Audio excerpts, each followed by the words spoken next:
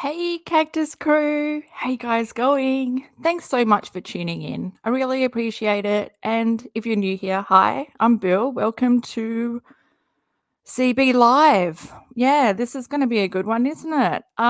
We are heading back to 2020. We're going to be going over Katie's story, and so there's a trigger warning.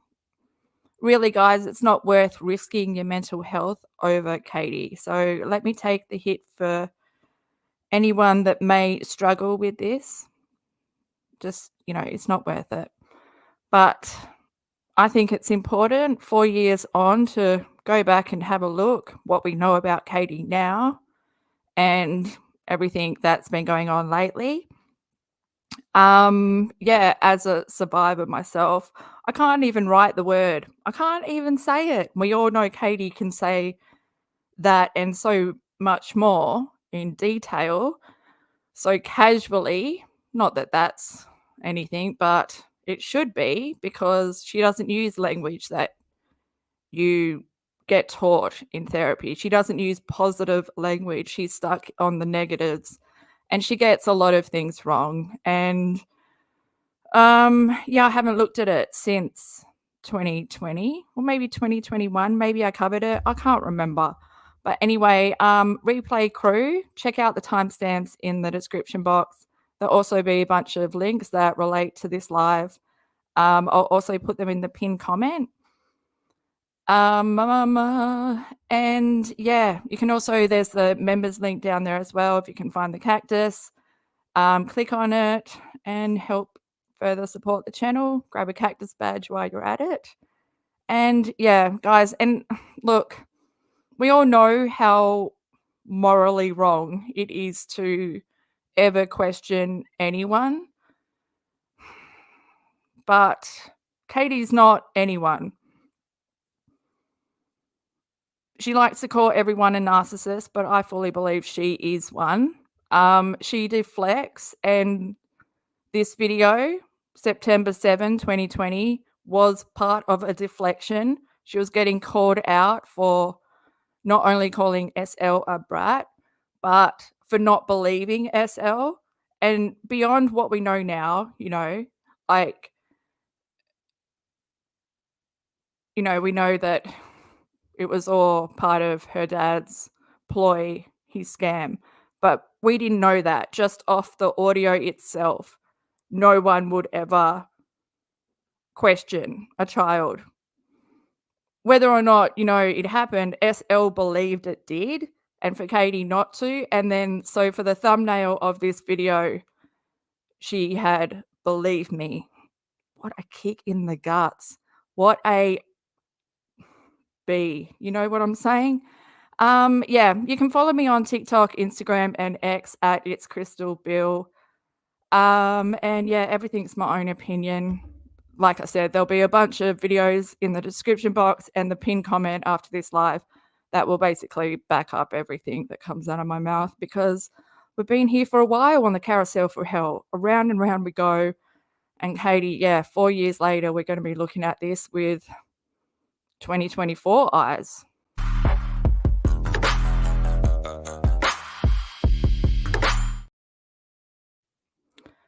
Hey guys, how's everybody going? Have I set this up? There's no one in the chat, even though it says there's people here. Oh well, I'll just carry on.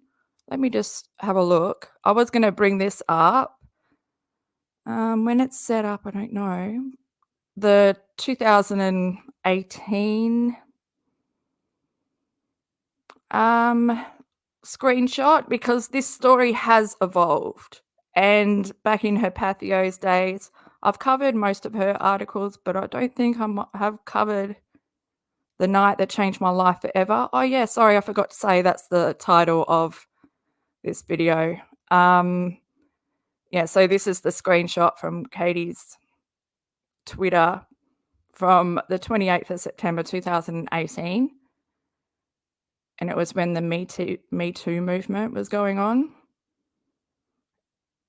She writes, "Every girl has a story from high school where a boy groped them. Every girl has a story of being assaulted, with unwanted unwanted advances.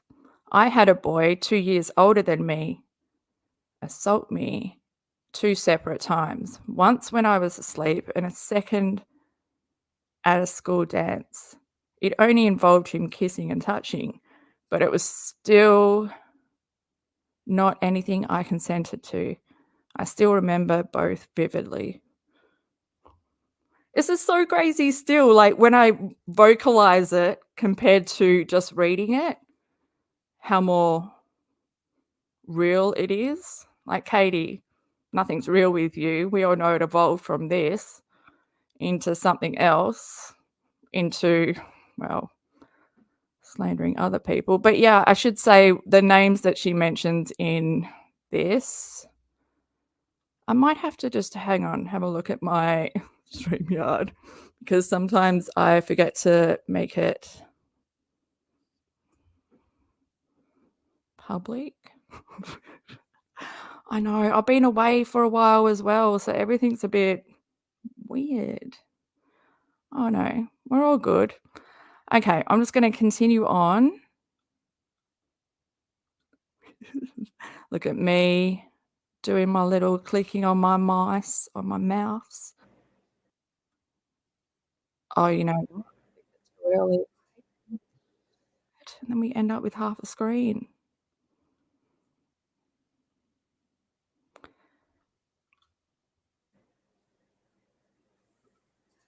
How's everyone been? Oh, Esty, how you doing? Hi, guys. Gosh, I have not been on here for so long. It's been way too long. Like, hasn't it? I don't think yeah, okay. Look, I'm just dribbling crap. Okay, we're all set up now. The night that changed my life forever and nobody believed me.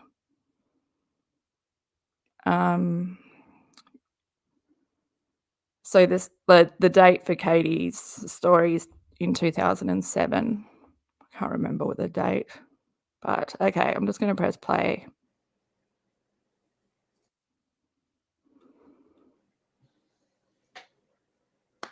Hi, guys. Hi. Okay, welcome to my channel. I am very nervous. I'm like been kind of shaking all day about this. I knew I had to do this, but I wasn't really like I was trying not to think about it, but I was like, I have to do this. I really have to do this. I have to do this video. Not because I have this massive ego and I feel like I have the best story to tell, but honestly, because this last week I have been telling a lot of stories that have triggered me a lot. And I am not made of steel. I actually have my own history and my own journey and my own story. And as I was getting more and more triggered by different stories that I was covering, I was like, one thing I've learned in the 13 years since the worst night of my life is that if I don't talk about it, it manifests in other ways in my life. And then I started thinking about the magnitude of this platform and how many people I could reach here and potentially help by sharing my story. And also just give you guys a backstory for a lot of the motivations for what I do, along with providing resources to people that might be struggling. Now, I am going to give you a warning. If you struggle with topics that are sensitive, this might not be for you. I'm going to be using PG wording because once this video is down, I would like to be able to donate a proceed of all of the ad revenue to a few different organizations that support people that are survivors of SA. And I have linked resources of RAINN, which is in the description tag, along with some other resources for you, which you can use, because when I was going through what I did, RAINN saved my life. And that's what I want to talk about, because there's just a lot of secrecy. Even though in 2017, a lot of women came out and started sharing their stories, there's still a lot of fear in being public with your story. And there's always that backlash that you might receive because people don't like to believe us. So that's where we're going to start right now. Thank you, Brenda, for becoming a member. Okay. So I am doing this again for to share my story. I'm doing this to hopefully um, empower other people to realize that they don't have to stay silent, and also to, you know, share hold the people accountable that did this to me, because I think that there's no justice for me, and the only justice I have is my platform. And the only justice I have is my platform. And did I say in the intro? I'm not sure. I'm just going to say everyone that she mentions, their names and the businesses are all not related. She gets it wrong. And, and then the shit falls out. A lot goes on after this. But yeah, she was getting a bit hot under the collar there. Don't bring it down too much, Paulson. She's already smiling, setting the tone. Okay, let's get into Katie Joy's story time. So I'm going to be naming names, and I'm going to be putting people out there, and I'm going to expose them because I'm done holding their secrets. So it all starts on April 21st, 2007. And I apologize.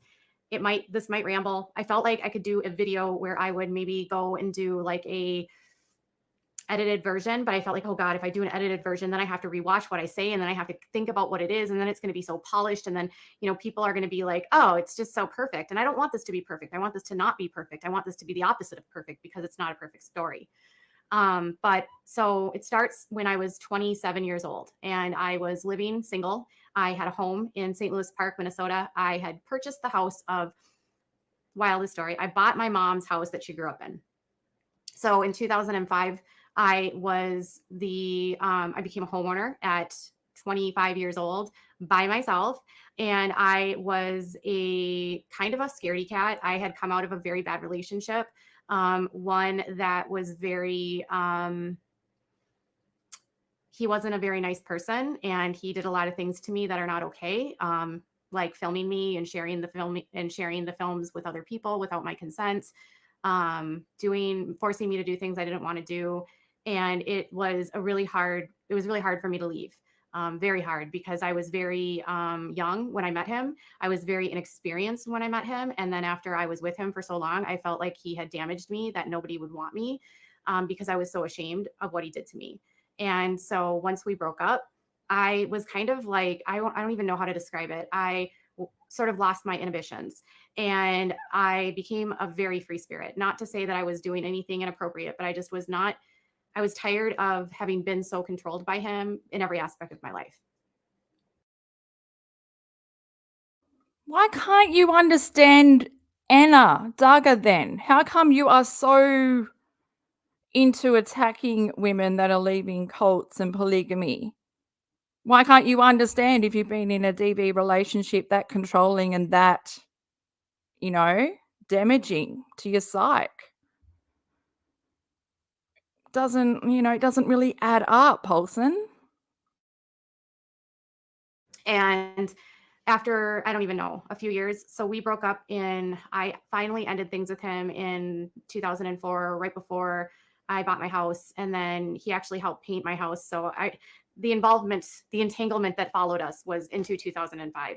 By 2007, I had already had a really bad rebound and moved in with a really bad rebound after that relationship. And I ended up trying to find friends in any way that I could, because my ex had really isolated me from so many people and nobody liked them. And so I lost a lot of friends along the way. So I ended up reconnecting, actually never reconnecting, but I was with one of my friends from college, and he had a group of friends, and they were going out on that evening to go to celebrate somebody's birthday. And I think, if I recall, it was Lane's birthday. Yeah, it was Lane's birthday. So we were down in uptown Minneapolis, and yeah, my rebound was terrible, says Maria Vita. Just the unnecessary detail. We didn't need to know all that. We also don't need to know the friend's name, because we don't know your friends, Katie. So already there's just these red flags coming up. But okay, you want to get into your story. Let's get into your story. I just need to breathe for a minute, because these eyebrows, they're distracting me.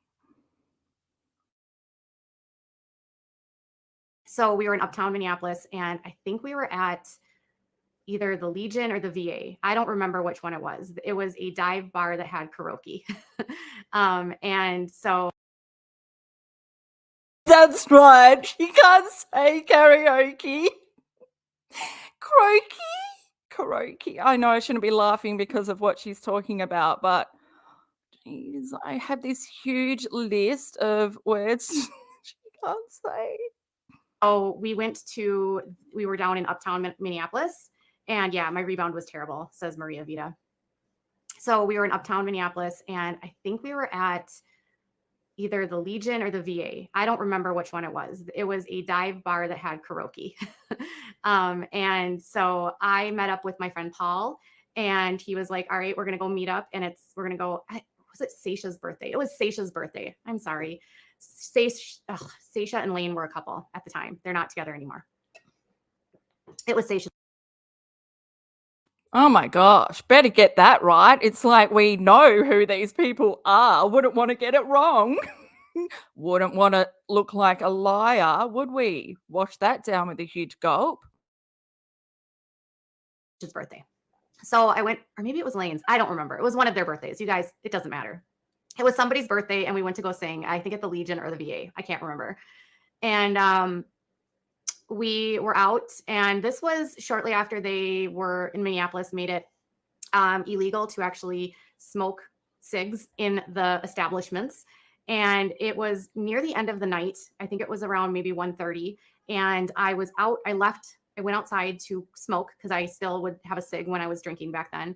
And we hadn't been drinking a ton. Like, I wouldn't have classified myself as ripped or wasted by any means. I'd only been drinking, like, we were drinking pitchers of beer, and nobody was like taking shots, or at least I wasn't taking shots there. They loved to take shots, but I was not much of a shots taker at that point in my life. Anyways, while we were out there smoking, I was like, this person walks right up to me, and they're like, Katie. And I was like, yeah. And it was somebody I went to high school with. And I was like, someone I hadn't seen in like 10 years because he was a year older than me. And it was Nick. His name was Nick Kozlak. And Nick is from a family that owns funeral homes in the Twin Cities, Kozlak's funeral homes. They also own a restaurant called Kozlak's. They also own Jack's, which is a steakhouse. And they have a limousine business. And anyway, the family has a lot of different businesses. His grandfather was the one that I believe started all of the funeral homes. So in the Twin Cities, everyone knows at that time, especially in the area that we grew up in, knew their last name. And their restaurants, Jack's, is, I think it's still there. I don't know. Anyway, Jack's is in Minneapolis, and it's in Northeast Minneapolis. And it's one of those places that has very expensive steak. It's a fine dining. It's like where football players and basketball players will go when they're being. Oh, the popular kids go there. Can I get a price on that steak, Paulson? I want clarity. I want, that's the kind of detail I want. Can we just speed it up and skip past all this bulldang? No one needs to know. No one lives there and knows what you're talking about anyway. And just a reminder, the name and the businesses that she's mentioning have nothing to do with her or her story or anything. She got it wrong. She got it very wrong. But, it's what's in her sippy cup. She can't function properly. Being like wined and dined. You can see celebrities there. We went to Jack's for my parents' 40th wedding anniversary. So that's just to give you a little bit about Jack's. So it's not people in the world know who they are, let's just say. And he came from that family. Now, his parents weren't necessarily they didn't own any of the restaurants, but it was his grandfather that was connected to all of this. His aunts and uncles were part of it. And I don't know if all of the family members worked within all of the different things. And because of that, there was a lot of money in this family. And he was a bad kid in high school. Like, he got kicked out. He left our high school. I don't even remember. Maybe he left after the end of middle school, and he went to one of the more prestigious Catholic high schools, Totino Grace, and he got kicked out. So he got kicked out at Totino Grace in, I think, his junior year of high school, and he ended up coming back to our high school. And so I was reacquainted with him, I think my junior year in high school when he was in my Spanish class, and he and I were Spanish partners. So he was like kind of a burnout. He showed up to school mostly stoned or drunk. But he always was a good partner, like, because I could basically tell him whatever to do. His parents constantly would bail him out of stuff. He never seemed to get into trouble. And then my junior year of high school, for prom, his parents hosted a like party for all the kids at their cabin, which I can't remember how far away it was. And they had all kinds of alcohol, all kinds of stuff. You know what I'm saying? And we went to that. All kinds of stuff. You know what I'm saying? Winky, winky, which is, I don't think that's what you meant. But Katie, that's usual. That's usually what happens, isn't it? At proms?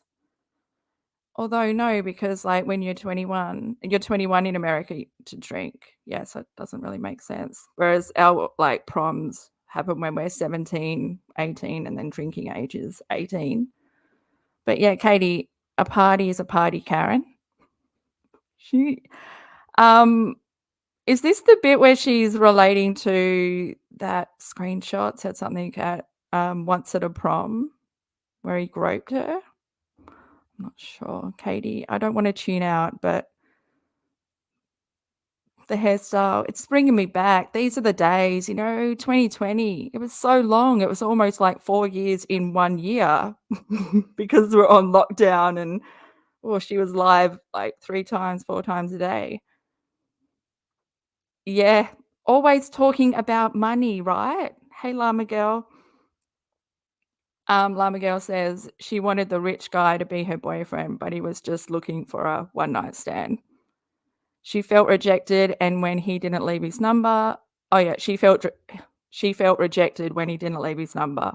So went out. Exactly, vindictive, narcissist, didn't get her way, felt hurt because he had a girlfriend, wasn't going to stick around. She put in all that work. Oh, Katie, I don't mean to laugh, but I kind of the pieces, even you talking about being drugged, and then there was nothing found in the investigation. There's no proof of anything in those beer bottles. It was all in your imaginary mind. If like you probably woke up and you're like, "No, I've got to prolong it. I won't go till tomorrow," and then I can say the drugs made me unable to drive. Maybe you're just hungover. You are just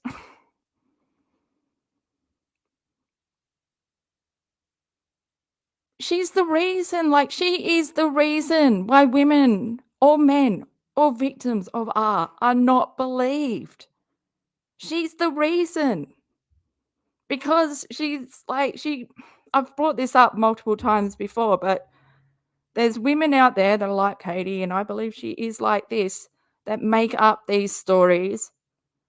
And then, like, when they get into new relationships with boyfriends or something, we'll tell them this story about them being hard, and how that new boyfriend reacts is like a warped way of how they feel cared for or protected. It's like the only way that they can ever feel that from a partner, by lying about these abuses that didn't happen.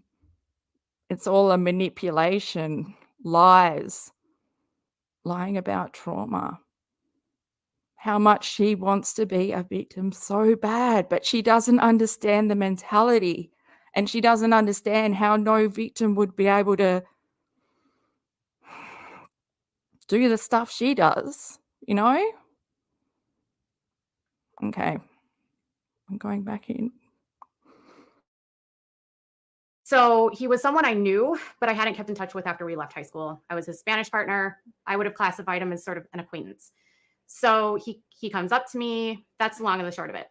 Nick Kozlak is his name. Actually, his real name is John Nicholas Kozlak, just in case you're wondering. He comes up to me and he's like, "Oh my gosh, Katie." And I'm like, "Nick." And so we start talking, and I think he got a smoke from me or something. I don't even remember. We start talking. We were going to go back to my friend Sasha's house. So his parents were really, they didn't care. I don't know. His parents were a mess. They bailed him out constantly. He never had consequences for anything. Very entitled. And so he starts telling me about how, I thought he was like, I figured he would just be a loser for the rest of his life because he really was never motivated to do anything. I only remember him from high school, like literally looking like his eyes were super bloodshot. And I don't remember him ever even being like conscious. You know what I mean? So, but he seemed harmless. You know what I mean? He was just like one of those harmless guys that was constantly baked. Anyways, we start talking. He's not anything like that. I was shocked. Katie, I bet he thought you were harmless too. That you just looked like anyone else, that you wouldn't end up being so vindictive, so evil. This is the best pause ever. Oh gosh, I feel sorry for the family. I feel sorry for the guy. Imagine crossing paths with this and having her dump her crap on you. Shocked because he could have a coherent conversation. And he was like, I own a limousine company now. And I drive limousines and I've been out like driving people tonight. And he was sober. And I was like, okay, cool. And we start talking and we're just like catching up. And I was like, well, we're going back to my friend's house. Do you want to come with? Like, I don't know, like you catch up with someone. So he comes with us and we're back at my friend Seisha's house and it's getting late and they're getting really, really, really ripped over at Seisha's house. And I was done. I was tired. I could not keep up with these people. I could not, these were the kinds of friends that would literally go until 7 or 8 in the morning. And I was never like that. I was always like tapping out by like 2. So by this time, I think I had taken a cab down to this part of town. And so Nick was like, well, I can give you a ride home. And I was like, oh, cool. That's awesome. Thank you so much for giving me a ride home. And then he drove me home and I think he had a large SUV. I don't remember if it was like a Denali or if it was like a Tahoe. We do not need to know this information, nor do we fucking care. Katie, for God's sake. What is this? Even if you were doing a short story writing course, whatever, they'd go leave out all that detail. It's not important. What is stay on the road, okay? Wow, I can't believe I'm telling someone to stay on the road when I never do. But yeah, he was sober. That's something to know, that he was sober. Of course, we was driving home, but how late out was it? They were out, yeah. Anyway, Katie, you were the drank ass one. Or if it was a Suburban, but it was a nice one. And it could have even been I don't know, could have even been an Escalade. I don't even know. It was one of like the more expensive ones, maybe a GMC, whatever the GMCs that are like super expensive, whatever those ones are. I think it was that kind. And he had no problem flexing his money because that's what he did.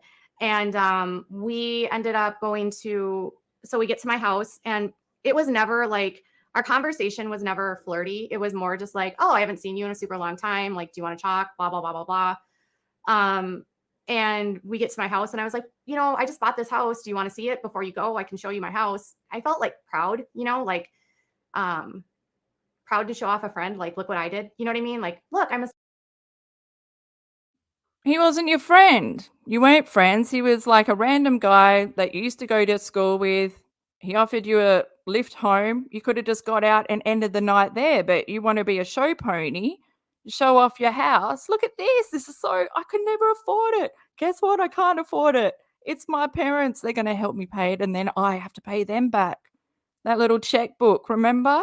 Also, I'll link the basement videos in the description box. She talks all about her boyfriends. single girl and I was able to buy this house. Like that was my big thing back then because my mom never did that. None of her sisters were able to do that. I felt super proud to be able to buy a house. I was the first woman in my family to be able to do something like that. I thought I was like Your dad or like your parents owned it and then you paid them back over time. It's not like you owned it, Paulson, and then you undersold it. Like you sold it for way less than what it was worth. You'd think you want to keep that in the family because that's your grandma's house, But I guess, again, being a narcissist, you have no memories that that take you huge accomplishment. He's like, sure, yeah, I can come in.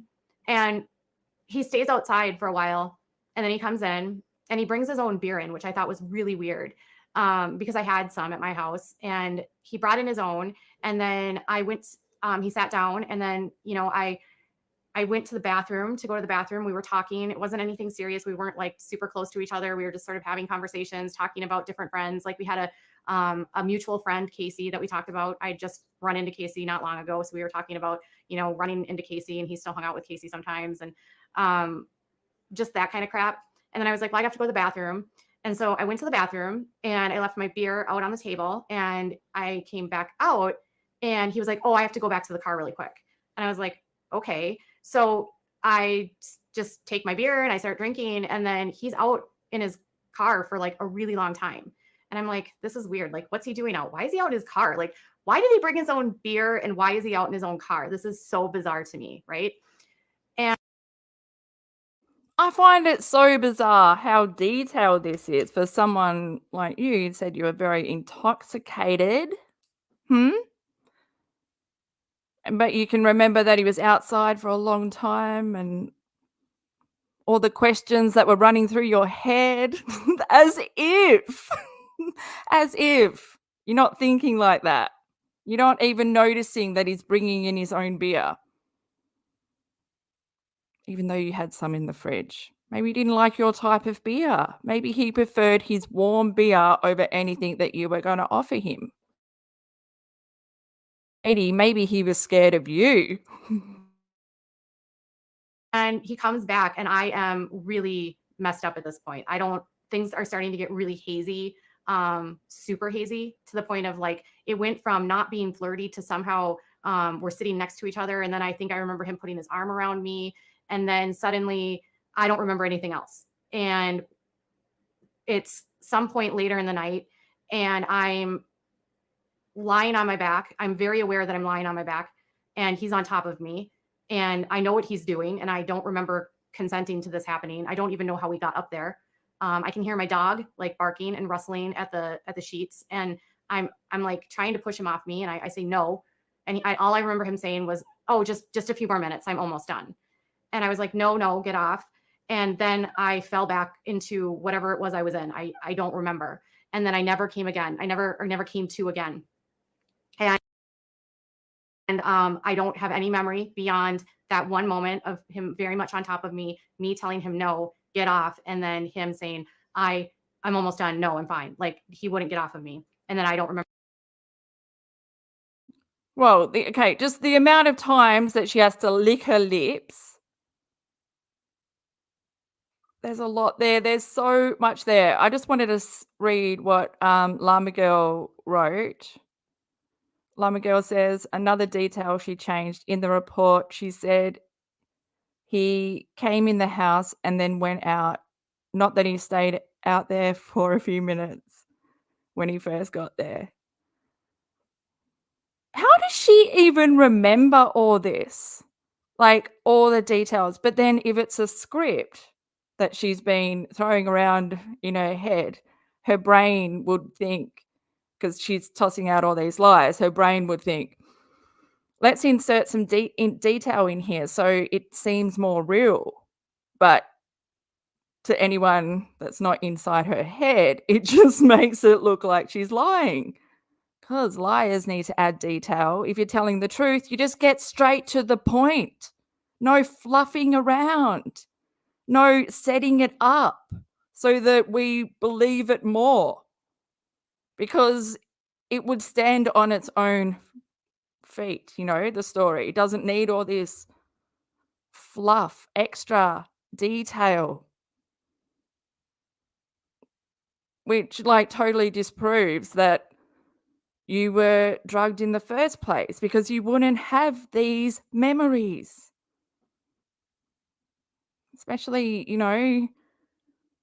hearing your dog rustling around in the sheets. Like, what? Your mind wouldn't be there. Your mind wouldn't be there listening to your dog. Remember anything else. And then the next thing I remembered was I was very groggy, and I had my cell phone right next to me, and I knew something was really, really wrong. because I had my shirt was pulled down. So it was really weird. All of the sheets were on my floor. My tank top I had on was pulled down and my skirt was jacked up. And this was weird to me because if I would have been in a situation where it would have been consensual, this is not how I would have looked. I would not have had a tank top that was ripped down with my skirt like that.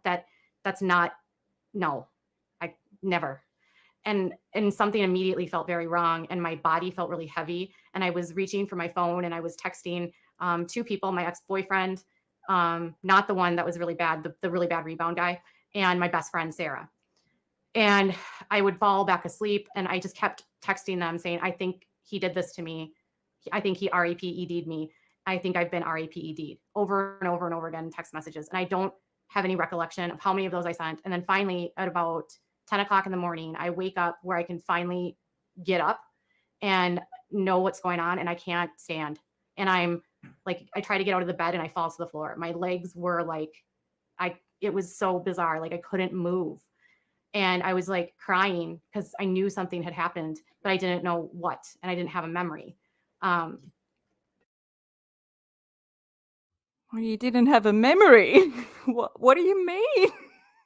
What do you mean you didn't have a memory? Your memory seems pretty sharp for someone as intoxicated as you were, especially because you dropped past your friend's house and had a few pizzas and a few bongs, didn't you? Something like that. Big gulps after you've said that because you might realize you stuffed up. Where was it? Yeah, Jess mentioned, thank you for reminding me. Yeah, the lack of emotion. Retelling her story with no emotion, no crying, no stopping, no fear. Like, it's just so blunt, just like a script, rehearsing it. That's all I can say every time because the survival day was scripted and it was as monotone as this. Absolute just, and no body reaction either. Because survivors know that, if you're retelling your story, you really kind of don't have control over how your body reacts still. And that's got a lot to do with PTSD, which Katie goes on to think that she has. But there's a difference between reading what PTSD is online and trying to mimic it and then actually having it. Katie, gosh, you are really something. I'm starting to get, I don't want to tune out. I don't want to turn my ears off. Oh, I should put captions on. That's what's missing. That's my comfort zone. That's my turn my ears off. Now I'll be more. Look at her. Look at her. What's in your cup, Paulson? What's in your cup? And so I felt really sick to my stomach. I felt very nauseous. I felt like my legs were really heavy. And I felt like really, really drunk. But it was weird. It was like a kind of drunk I had never experienced before. So eventually he was not there when I woke up. He was gone. There was some of his beer cans that were still there. But that was it. There wasn't like a note or anything. There wasn't anything. I don't know that I would have expected a note. I just, it was just very bizarre. He was there and then he was gone. And I didn't care if there was a note, like the last thing I could think about was I want to talk to this guy. I didn't want to talk to him. I wanted to call the cops, but I was so. Isn't it strange how even the whole note thing, that's the first thing like she said in her report, like he didn't leave a note. Why would he? Why would he? Why would you be expecting that? I'm just thinking about what her dog ate. Like her dog ate the condom and then shat it out. I know. Did you want that extra detail? Well, now you've got that. Let's go back to Katie's. I'm sure she says it eventually, but that's scarred into my mind. Oh my gosh, Lulu. Did he leave money? Oh, it's getting a bit crude. Katie, though.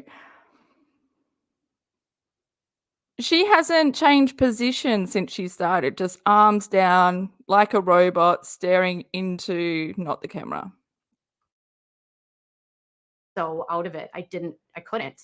And I lived by myself. So I didn't like, and I was ashamed to call my parents. I was embarrassed. That was the first thing I thought was I was embarrassed. And why would I be embarrassed?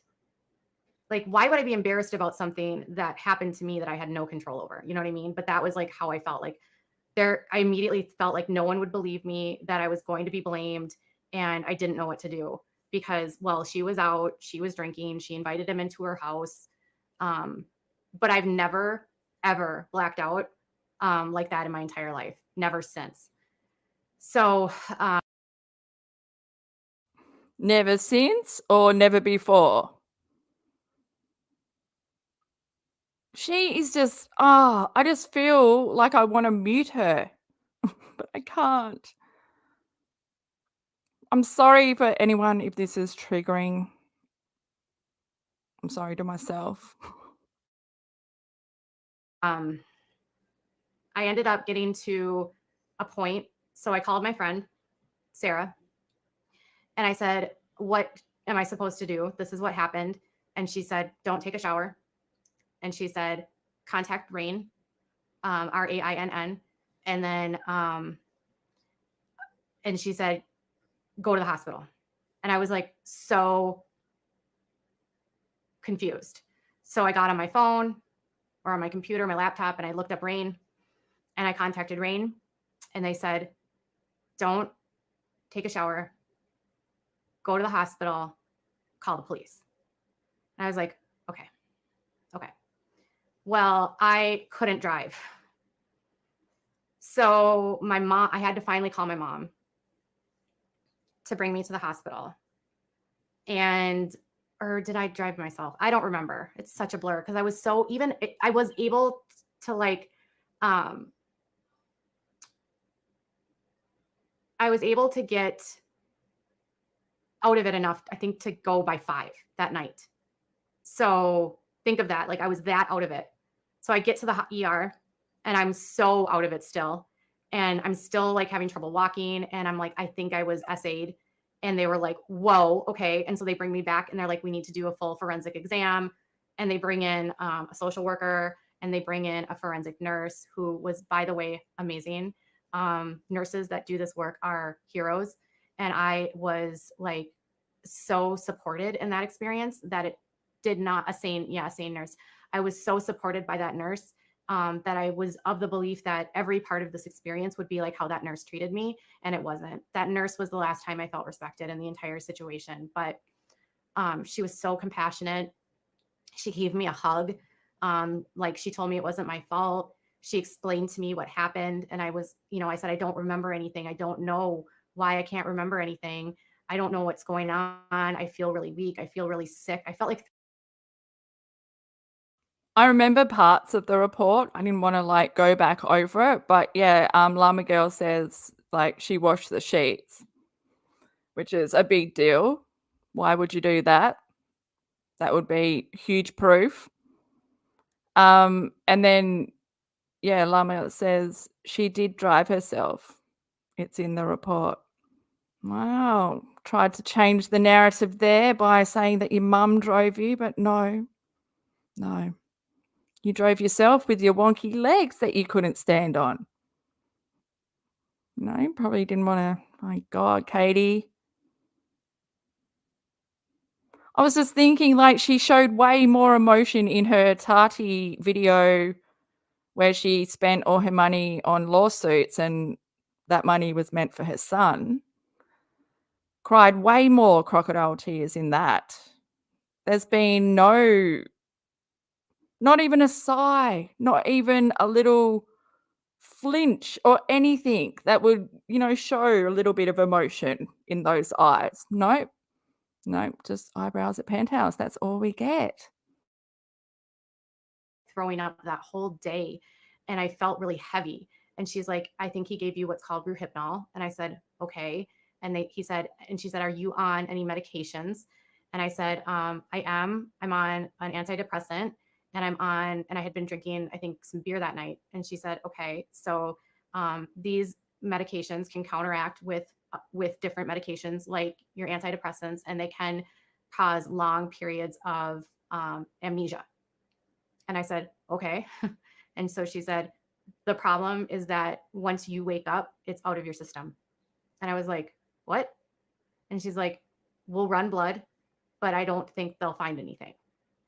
And I said, "Okay." And then she did a physical exam, and she said it was very apparent that there had been, there was no like trauma, but she said it was very apparent that I had been active, or there had been activity down there. Um, but, she said roofies, and this is, she also said, they use this because you have no memory. You won't understand what happens when you go to the police. You'll have nothing to tell them, and he'll get off. That's how it works. That's why they use these. But Katie had a lot of detail. She had a lot of memory. She had a lot of specific, "You've got to test those beer cans because he drugged me." She had a lot of accusations. But yet she didn't even follow up with the report. Didn't even check back. Years went by, and it wasn't until Aaron and Lil Red went through it originally or whatever. Actually, I think, yeah, that's when she arced up. That's actually later on in this year, because after she told this story, I'm pretty sure that's when Aaron reached out for the report, because what she says about the detective, throwing him under the bus for being a shit detective, making her feel guilty, the trauma that she went through in that interview room, all that. So it wasn't until 2020, 13 years later, is it? No. Yeah. Like she said, that she bothered to even follow up the report, because that's how much it meant to her. Gosh, she's so evil. These medications. So I go there, and that took forever. And then it wasn't until the next day that I was like, okay, now I should call the cops. I was scared. The nurse had explained to me what happened, and I felt like if I called the police, that they wouldn't believe me. But Rain and my best friend told me I had to do it. And I'm like the kind of person that, like, if you tell me I have to do something, I don't like to disappoint, and I also don't like to break rules. So I called the police, and they came to my house, and they collected the beer bottles. They collected his empties, my empties. I think I only had one, maybe two. And then they took my clothing, they took my bedding, they took photos of the house. And then the detective, or the deputy that came to the house, was really kind, and he said, "We will get this guy. We will not let you down." And I believed him. And then it fell apart, because I was contacted by the most arrogant officer I've ever met in my entire life. His name was Mike, and I don't remember his last name. I think it was like Johnson or Jones. I don't even remember. Mike was his first name. Doesn't he live next door to you? Or is that a different case? I think, remembering back, there's something like that. And he was a detective with the St. Louis Park Police Department. And he was really cocky, and he talked to me about how he solved all kinds of cases that were like red rum. Like I remember him telling me, like, "I just solved this recent red rum, and I'm a really good detective." I mean, that's literally like how he treated me. Like I should be applauding him for solving it, And he brought me in, and he was like, "Well, I had an opportunity to speak with John." And I was like, "Okay." And he's like, "John has quite a bit of a different story." And I said, "Okay." And he's like, "Yeah." Okay, big gulp. We're heading into some lies here. Katie, I think that this was probably the first detective that came across it, saw through your bulldying, and you were unnerved by that. Is that the right word? You were shaken, a little bit rattled. Oh no, he's not going to believe me. Everyone has believed me until now. Better up my game. Better, bring back some of that detail. Katie. I would say Detective Mike was like your classic misogynistic asshole of a cop, not the kind of cop you want to do your work at all. And he traumatized me so much that like this is the most traumatic part of my story. But still, we are in monotone, guys. Monotone, most traumatic part of the story, monotone. Because I actually remember this. I don't remember what happened to me. So I get into, he brings me down, he wants me to come down to the office or to the station, and he puts me into this room, which was weird. He put me into a gray room with a camera in the corner and like a table, and it was like an interrogation room. It was not a room for someone that's reporting something. He brought me there to interrogate me, not to actually believe me. And that's how it started. And he said, well, Nick says that this is what happened. Nick says, you invited him into your house. You started kissing him. You even told him that you had an intimate relationship with your friend Casey and that you had no problem having casual, intimate relationships with people. And because of your relationship with Casey, this is another one of those relationships. And I was like, what? That doesn't even make sense. And I'm like, because I did hook up with Casey a couple of times. But that was totally not, it didn't relate to Nick. I was like, okay, so my life as a single woman and consenting adults, it justifies what happened. I was very confused. And so he says, Nick says that you started kissing him and you took him upstairs. And I said, what? And he said, he says that you kicked the dogs off of the bed. You kicked all of the covers off the bed. He says that you even put his thing in your body. What? What? He told the police that I put it in him, me, with my hands. What? Well, you can't remember it, and you've just filled in the gaps with what happened, with what you think happened and what you wanted to, tell your story. If I tell myself over and over that this is what happened, when I'm telling my story to the cops, no one will deny that this happened, except, the truth. When the truth comes out through the investigation and, things don't add up. And plus, he was sober. Your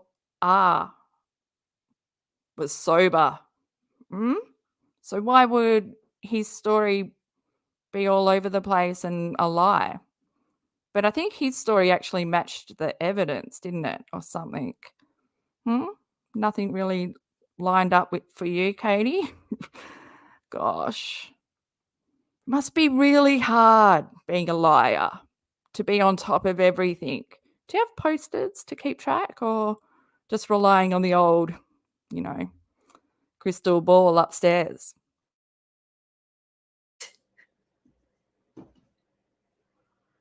I couldn't believe what I was listening to. I'm like, so I did everything? Really? And I'm laughing right now because it's like, I couldn't believe it. He says, yeah, so you put it into you. And I'm like, okay. And he goes, and then apparently you still wanted to do it more, but you were pretty dry. And I said, okay. And he's like, so Nick said that he had to go to Cub Foods to go buy some lube and some protection. And I said, what? That didn't even make sense to me. I was a 27-year-old woman. I never had problems with that.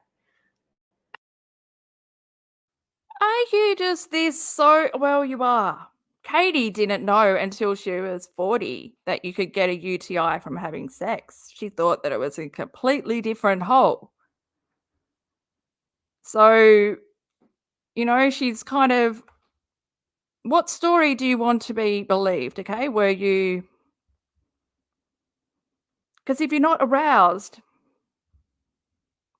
then you're dry. God, I feel awful talking about this. It's just like far out. If only she acted like an adult. If only her brain had matured into adulthood. She's like a teenager talking about adult stuff, but she doesn't have any thorough understanding. It's like she's more alarmed about the interrogation interview with the cop than she is over what happened with Nick. It does my head in. Oh my gosh.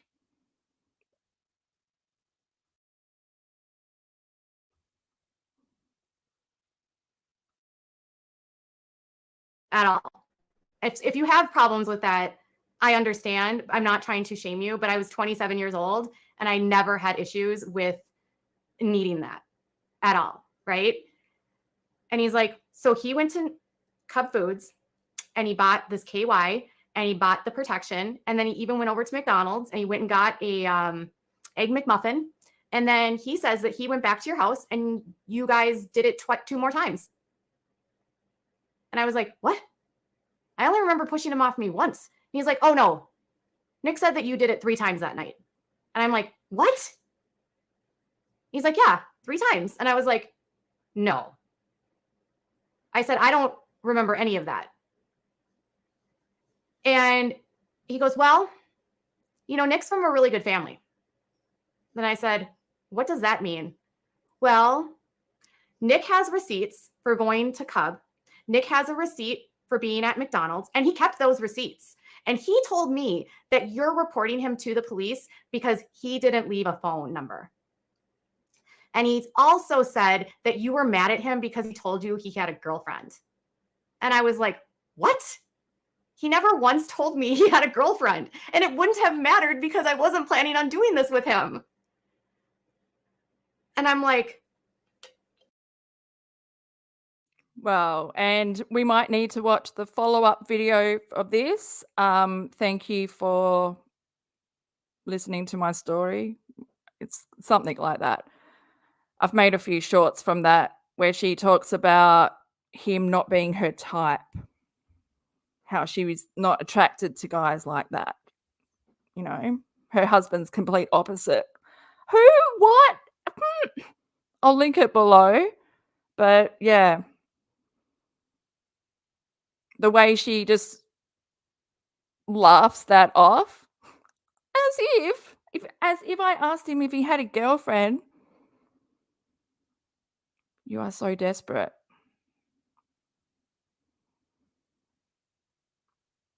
Oh my gosh, I keep going to say something and then it just vanishes from my head. I'm just having to scroll down chat. Oh, hey Frisco, how you going? Yes. Oh, Frisco says that's why she calls it his thing and acts like a teenager. Right? Like she has no trouble detailing CSA details, right? But then we watch her talk about the Duggars booklet that they get at their wedding that details all about wedding night sex. And she acts like a child, like a teenager, giddy little teenager that can't even say the word sex, has to say sexy time or something. Oh no, front hug horizontal. I don't know. I forget what she does. Actually, does she say Tetris? No. She might as well say Tetris. Drink up, Katie. okay. And he's like, well, Nick's from a really good family. And Nick's family would never be involved in something like that. And I was like, what does his family owning funeral homes and a couple restaurants have to do with anything? And he's just like, his family has really good prestige. They're very well respected. I can't imagine someone from this family doing that. And I was like, and he says, Nick says that you're mad at him because he has a girlfriend and you wanted to be his girlfriend. And I said, I can assure you, I do not want to be Nick's girlfriend ever. And I did not. And then I asked him and I said, isn't it weird to you that he said that there was 3 times and I don't remember those other 2? Doesn't that concern you? And he's like, It's concerning that you have so much detail on what happened and you were able to lodge a report, yet it doesn't match the story or the timeline that the other person is saying. How come you can't remember when you remembered so much? And Katie, the policeman bringing up how prestigious his family is, and you're like, what has that got to do with the price of eggs? Well, what has that got to do with anything? You also hounded in on that at the beginning of this, had to let us know that he was rich, he was well off. He didn't really need to do much at school because his parents were so rich he would pass anyway. So, yeah, contradictions.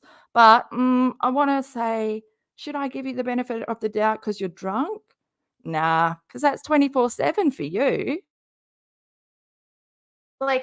well, you have no memory, so you must be lying.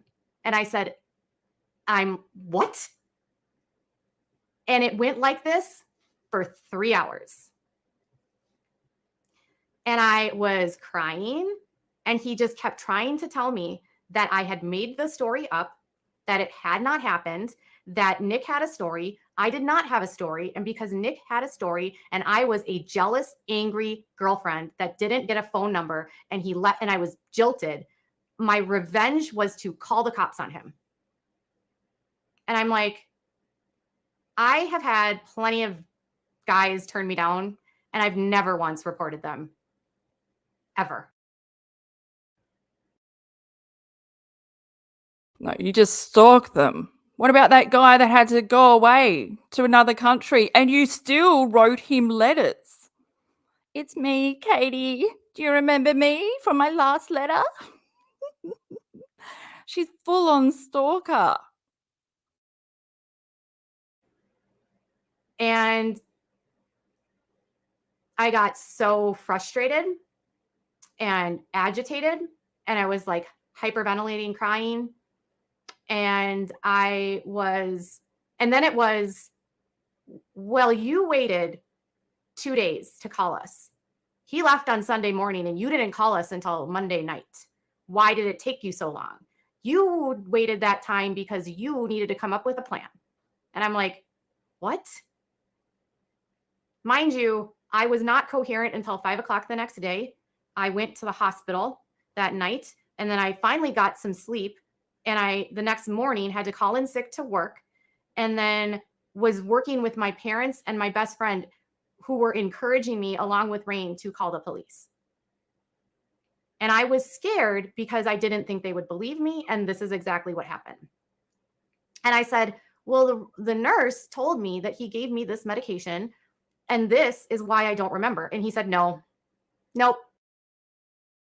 The nurse also informed you that it doesn't stay in your system long enough. I'm pretty sure it stays in your system 3-4 hours. And it has a minimal side effect time. Not side effect, but it only. She is such a bullshitter, trying to say, well, the nurse said this and this drug is the reason why. No. And you were so hungover, that's why you probably couldn't feel your legs. Or you made yourself feel like that to, let's get into character if we're going to report this. I just love how the way she's telling this, you wouldn't relay it how she's saying it if I was telling this story. It's weird. Look, I can't even think. My brain wants to get out of here, but no, we've committed. We're committed. We're staying. We have to. Oh, Katie, we can't let this drag on like you've let it drag on and evolve over time. Exactly. Exactly, SD. They didn't believe her because the evidence didn't back up what she was saying. Plain and simple. Imagine telling a narcissist that, I'm sorry, but the evidence does not support your story. Katie, that would have sent you. No wonder you're more angry at the cop than the other guy. Okay, I'm just going to let it play. He said, there's nothing. You're telling me that from 3 in the morning or 2:30 in the morning until 10 in the morning, you have no memory? You are telling me that you have no memory of what happened. That's impossible. Those medications don't stay in your system that long. Nothing will stay in your body that long. Which is not true, by the way, at all. So it is true. That's why it's used, because it's not traceable. You are so annoying. You are really getting to me. Like, I've just got to let it play and get my finger away from this mouse. I finally got him to stop berating me and accusing me of lying. And he said to me, well, we'll see. We'll send the kid in. We'll figure it out, but it's going to take time. We'll call you. And I said, okay. And he never called me. He never called me. And I was so scared of him. And so I suffered PTSD from what that happened in that room. I was actually diagnosed with it by a psychologist for twofold, the PTSD from the actual incident and the PTSD from that interrogation. And they never called me back. I've never gotten any information about the kit. And I was so scared to contact them that I didn't want to see his face. Like the thought of having to see the police officer's face again would give me like sweats. I would throw up. I couldn't sleep. That does not make sense. You would have been like, okay, like if you were actually, you would have been in a heightened state. So you wouldn't have been interpreting what was going on around you rationally, which is easy to put the blame on anyone and come up with your own version of the story. And I love how you got like PTSD from the interview and PTSD from the attack, but you didn't get PTSD from your DV relationship where you were, you know, what's going on? You just skip over that or you forgot? Okay. This whole stream is so defensive. It's not warm, it's not welcoming, it's not like you trying to just, because like you said, you want to speak up for people that have been through the same thing. That's why you are an advocate. It's why you delve into what you do. But what you do is not what you think you do, because what you do harms people and creates more victims. But you're not one to start with, so who really cares? Right, Katie? Right? So, yeah. I never called them, but they never called me. And they promised they would call me. So Alistair says, thank you for your super chats, you guys. So I didn't know what to do. So again, I contacted RAINN and they told me that my county had some services. And I said, okay. And they said, your county has an SA program. And you can, if you call this number, you can get free counseling and they can help you with legal advice along with, what you need to do to recover. And I said, okay. So I called that number and I went through the county and I went and saw a crisis therapist and I talked to her about what happened with the police. And she said that You what? You spoke to her about what happened with the police, but you didn't speak to her about the trauma that you went through from your R. Have we got our wires crossed somewhere here? Also, yeah, Lulu B says she's using other people's stories as she always does. And yeah, Llama Girl, I remember you saying ages ago, like ages ago, um, about how right before she published her story in Pathio's article, she had sent out like a tweet or something asking for like people to send her their R stories. Yeah. So, and also I think Llama Girl found a matching article with the same title as hers. Yeah, we should delve into that maybe next week or something. Yeah. Oh, that's it's all coming back to me as I said that. I can like see the posts in my head. I'm gonna go back and find them. But yeah, she's just known for stealing stories. A lot of her Pathio's articles were other people's stories, like the breastfeeding one, because yeah, Katie was an alcoholic. There's no way she's breastfeeding her child for 4 years. Her child can't stand her. And she can't stand her child. So that didn't happen. Mummy time, no, never happens. I mean, yeah, gosh. I'll link the old Without a Crucible article playlist down below. I've done most, but yeah, I might have to do her R story. My voice will have to be in a good spot for that. I'm still on the border of losing my voice and not. Oh, Lama says she used the same title that was written a year before she wrote hers. Oh. We are definitely gonna go over that just to, rub in how everything is a lie. Every single thing.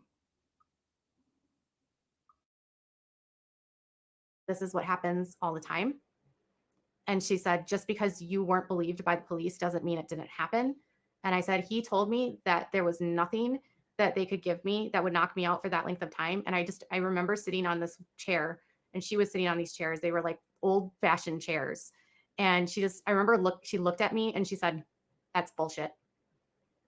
And I said, oh, what? And she's like, there are multiple medications on the market that these guys buy that will knock you out sometimes for up to 24 hours.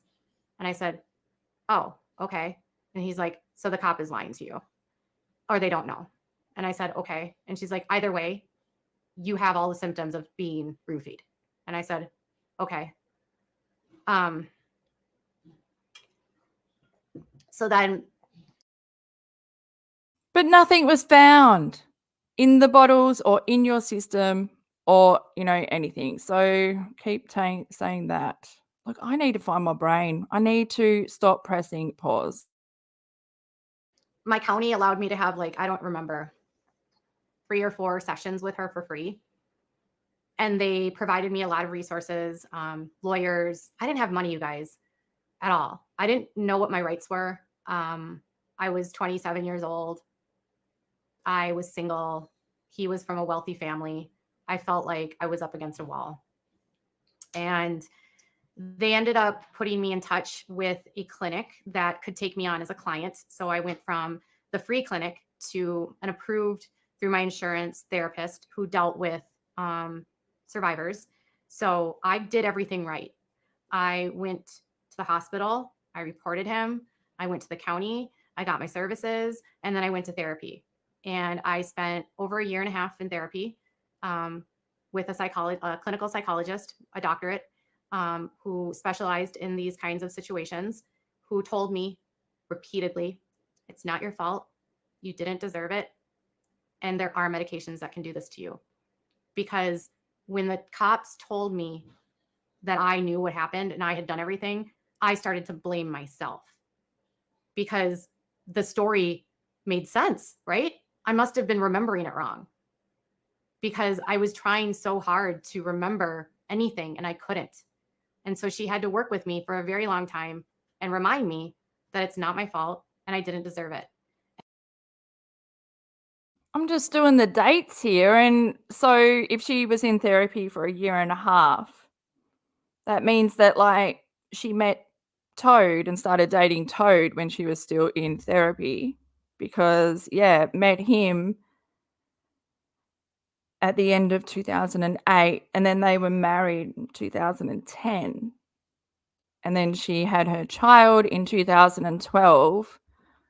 Not that, I guess you can take a fast track through therapy because she's not only would be dealing with her R, but also her DV relationship, which she didn't get therapy for, and she just jumped over, went on the rebound, her whole story about being a free bird. No, not a free bird, free spirit. Free bird would have been more better because Spirit and Katie, she drinks them. She doesn't pray to them. No, praise them. But you know what I'm saying. Yeah, just her timeline. It doesn't really fit. Also, because I will link the basement videos down below. When she goes through her boyfriends, then you slot them into the timeline. Like, you get your notebook out and you put some dates down, and then you slot them in, and you see that she jumps from guy to guy to guy, even though she's bi. Oh, when it rhymes, we're on the right track. That was quite lame, but And then if I told people the what happened, I would be blamed. You invited him into your house, you were drinking, and you had a history of hooking up with guys. And I said, what?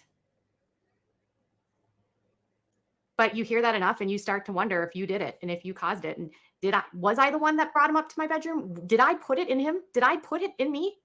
Think of how when I look back on that explanation, think of how illogical that sounds. It takes all responsibility off of him to the point of me putting it inside of myself. Who does that?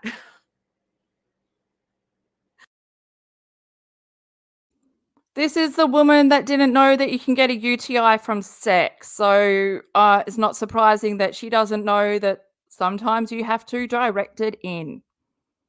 And God, otherwise it'd just be poking around. Guys aren't very good at that. Katie, not with you, even though you are promiscuous. Oh gosh, she's just lives in her own world, so sheltered. No worldly life. No, that's not the right word, is it? How much has she really had, Katie? How much have you really had? Or was it just I don't even want to go there where my mind just went. I'm like, he's got no responsibility here to the point of me doing it to myself. Anyways, I was diagnosed with PTSD. I had flashbacks of the night where he was on top of me and I had to push him off. I had flashbacks of being in the police station. I had flashbacks of waking up in the morning. I disassociated a lot. So one thing you don't know about trauma until it happens to you is that a common defense mechanism is to disassociate, which means you have gone through something so bad, your body cannot process it. And you will do anything to survive.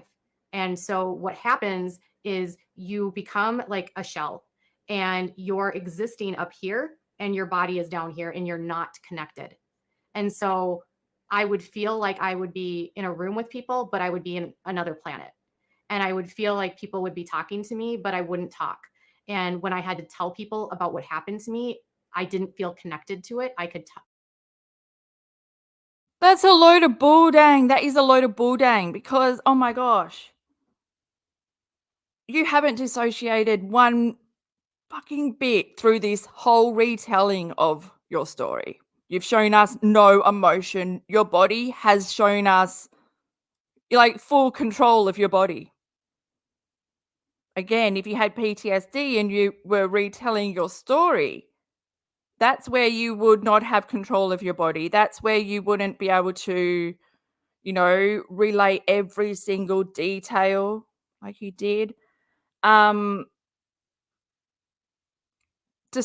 you dissociate as it's happening, as you're retelling the story, not just by randomly sitting generally with a pack of friends.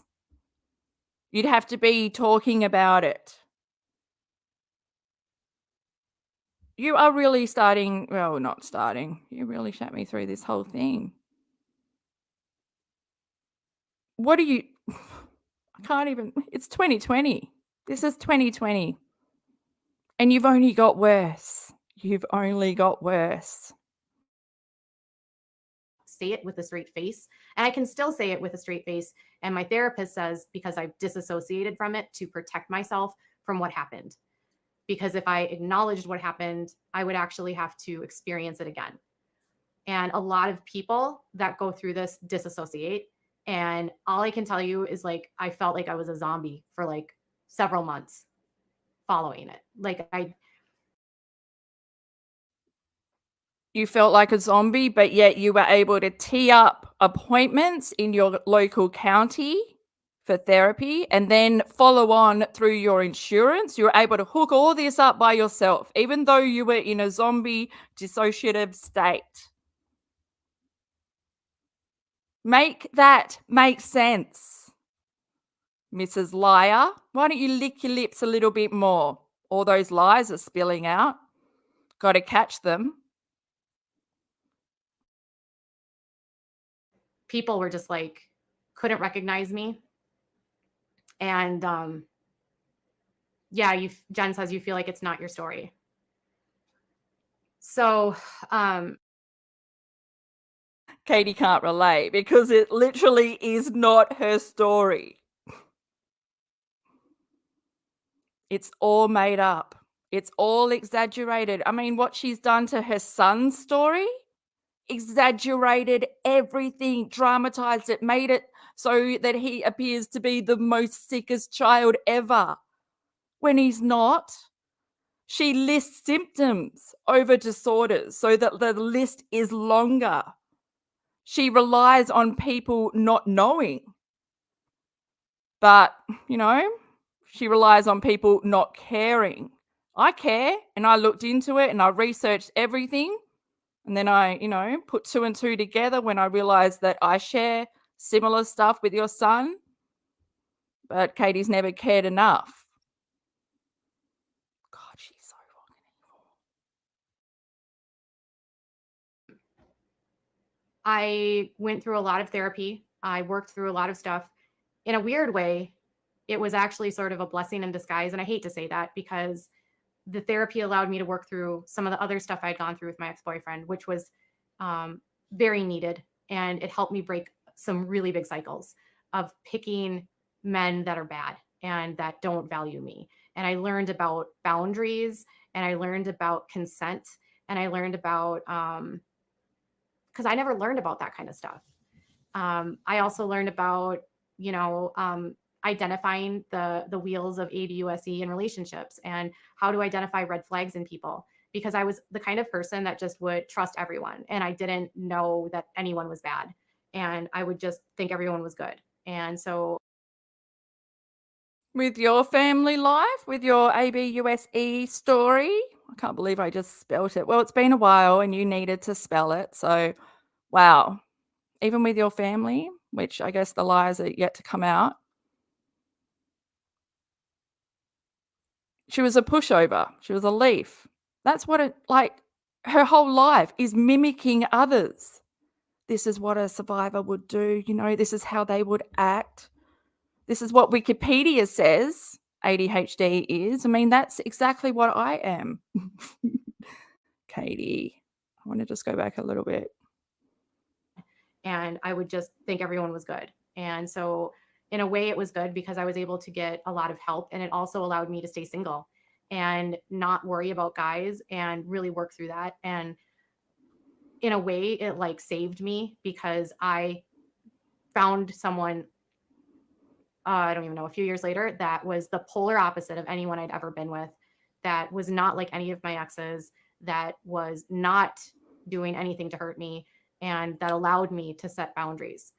And He was desperate to settle down with anyone, and he got you. And you were desperate enough to settle down with anyone that you got him. And there's nothing, like, you two have nothing in common. The only thing you have in common is drinking booze and getting completely wasted. That's the only thing you have in common. You don't even listen to him or his interests and stuff. Otherwise, you'd be able to pronounce it properly. Runes, karaoke. What does he say? Croaky. But you hadn't met him then. But yeah, and he's 10 years older, but that's nothing. But he's got way more personality than you. You just settled for the booze, you know? And he was bankrupt and he needed you more than you needed him. And that's, you know, you got your wires crossed. He loves me. He really loves me. No, he just needs you to survive because, you know, he went bankrupt and you were the rich one. Oh, wow. See how it all kind of links together in your own little crappy way? Katie, you didn't find anyone better. Like, Toad is what you settled for, and Toad settled for you, and you both settled for no, you know, you don't have sexual relations in your marriage. Not that that's a big deal, but I guess it's a little bit of a big deal, you know? It's a big deal. It's a big deal. I'm going to get off it now. Yes, she's a leaf. She's a transparent leaf. so, in that respect, I'm really glad that I went through the therapy. And It's just not very long time either. Sorry, I just want to cut in because it's just not a very long time. But then I'm thinking of myself because I'm the only one that I can relate to, having gone through what I went through with my ex in my DB relationship, which was 16 years ago. And oh my God, should I admit it? No, it's part of my comedy. I can't say it. It's part of my comedy set. I think I might have been single for 16 years. I know. I need therapy. But each to their own. I just think Katie still jumped from relationship to relationship, never really finding out who she is. And the booze was more of the therapy. That was her way of drowning her whatever emotions. Look, I might have got to the end because when I get to this kind of where I can't make sentences and I'm just throwing out random words, hoping someone will understand me, that's when I might have reached my peak. I did want to finish this, but we might have to do a part 2. Look, we'll just continue on a little bit further. Should I amp it up? Oh, I'm disappointed in myself that my brain's already tuned out. unfortunately, you can do all of the work and you can get better and your flashbacks can be reduced and you can go years sometimes without thinking about it. You can go days or you can go weeks. You can, you know, I remember the first year of the first anniversary was like, I would say the first 7 or 8 years on that anniversary day, I would get severe anxiety. I would have horrible flashbacks and I would get really panicky. Why the fuck do you have an anniversary day for your What the fuck, Katie? It's like survival day. You don't need to remember trauma like that. It doesn't need to be an anniversary. What the fuck did you learn in therapy? I reckon you didn't learn anything in therapy because it wasn't real. There was no real trauma. And you were just focused on keeping up the lie so that the therapist wouldn't see through your crap.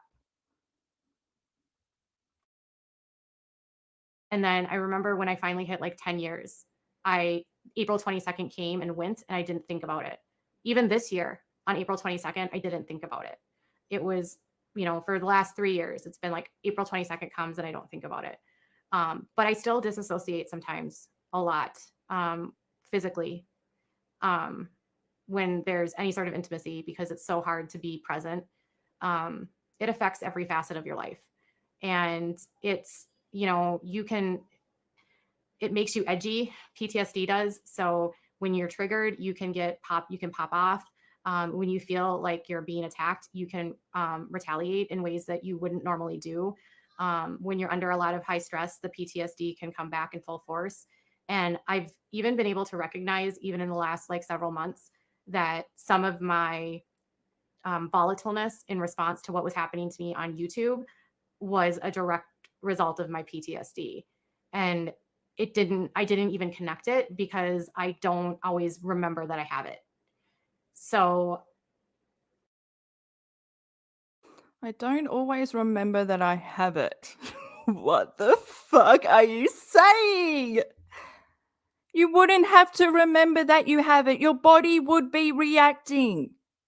There's no control. There's no remembering that you have a disorder. What the fuck, man? You just. Katie, what the fuck did you just say?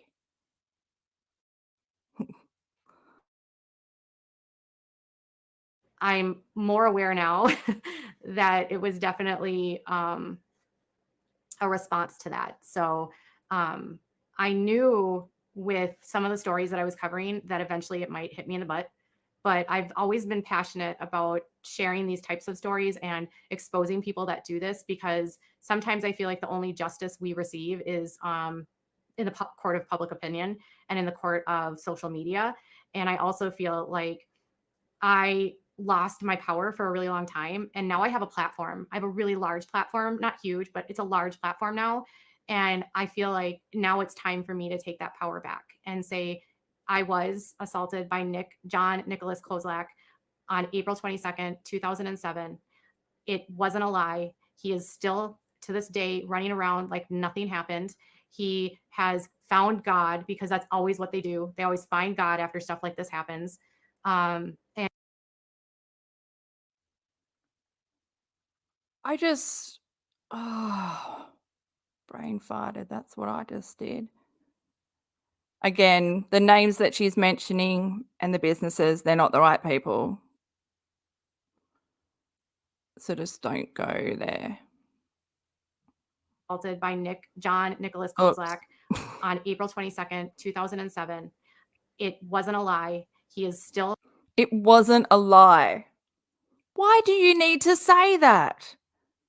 Only liars say that. If it was the truth, that thought would not even cross your mind. You wouldn't need to tell us. But the reason you put that word in there, that sentence, those, what is it? 4 words, I can still count, is because it was a lie. It's all a lie. Your life is a lie. Nothing about you is truthful. How exhausting. How exhausting and how disgusting of you, seriously, to do this, knowing that it's morally wrong for people to question victims of CSA. You know that and you play on that. You're evil. You're a narcissistic bitch. And fuck, poor Toad being married to you. He comes in, he does a little live, and he's like a dog that's got their tail between their legs, scared. Because the only people that you can have around you are those that are scared of you, because you need to dominate and you need to have the dominant narrative. This is it. This is her story. You need to back me or else. How many times has Toad heard this? God damn. We might need to, like, we got to 52 minutes and it's, should I just press play and speed it up? Oh, I don't know, because my brain is checking out and this day running around like nothing happened. He has found God, because that's always what they do. They always find God after stuff like this happens. And he is just moving along like nothing happened. I publicly named him for the first time, I think a couple years ago, and someone that knew him growing up and it was friends with the family, believed me. They actually reached out to me privately and said, I knew he would do something like this, and I don't think you're the only one he's done this to. And I said, okay. And she said, What you've never understood is the responsibility of what you put out on your platform. Lies, absolute lies, hearsay. You don't know that this is real.